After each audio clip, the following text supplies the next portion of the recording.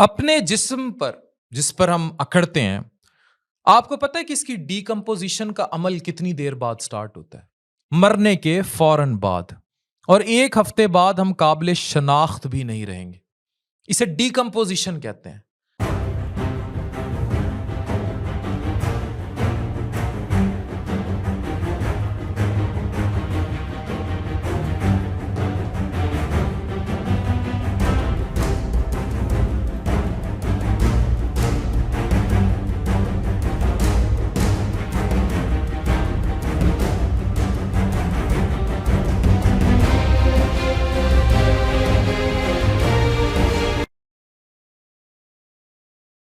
किसी शख्स की मौत से पहले जो इसकी मिट्टी वसूली करती है हवा से, पानी से, मिट्टी के नीचे जाते ही वो वसूली वापस शुरू हो जाती है।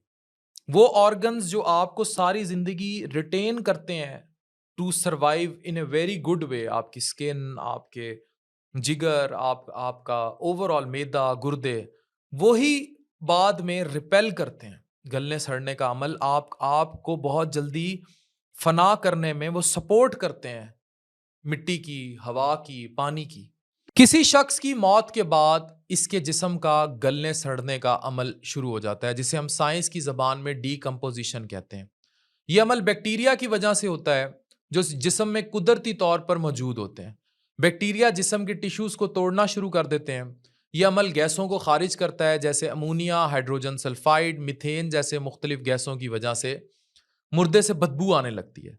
साइंस कहती है कि एक इंसान की मौत के कुछ सेकंड बाद ही इसका जिस्म ठंडा हो जाता है। इंसान एक स्टेट में चला जाता है जिसको राइगर मॉर्टिस कहते हैं, और ये तब तक अमल होता रहता है जब तक अल्टीमेटली वो उस कमरे के दर्जा हरारत के बराबर ना पहुंच जाए जहां इसकी लाश पड़ी है। इसके साथ साथ इस इंसान के दिमाग का सुस्त रफ्तार तरीके से वो काम करता है, और सिर्फ चंद मिनट तक ही मरने के बाद, तकरीबन 10 मिनट तक कहते हैं इंसान का दिमाग जिंदा रहता है। एक मिथ ये भी है कि इंसान के मरने से के जो आखिरी 30 सेकंड होते हैं उस सेकंड में एक रीकैप चलता है।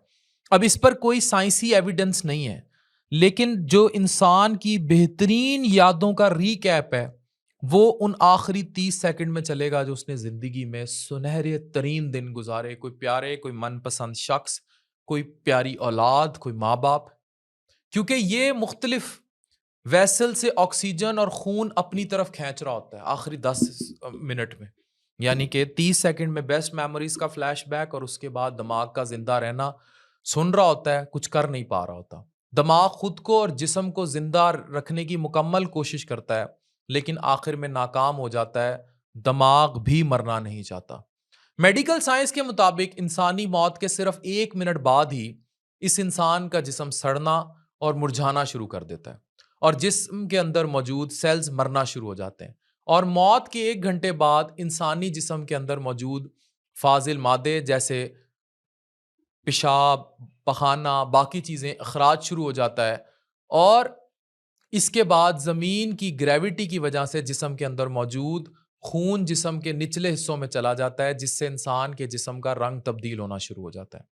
आपने इस चीज़ को देखा होगा, और इसके बाद जिस्म पर सफ़ेद दागों के निशान पड़ जाते हैं। मौत के 1 दिन बाद हमारे जिस्म के अंदर मौजूद मसल टूटना शुरू हो जाते हैं, और जिस्म के अंदर से बदबू आना शुरू हो जाती है, क्योंकि जिस्म मुख्तलिफ केमिकल्स खारिज करते हैं।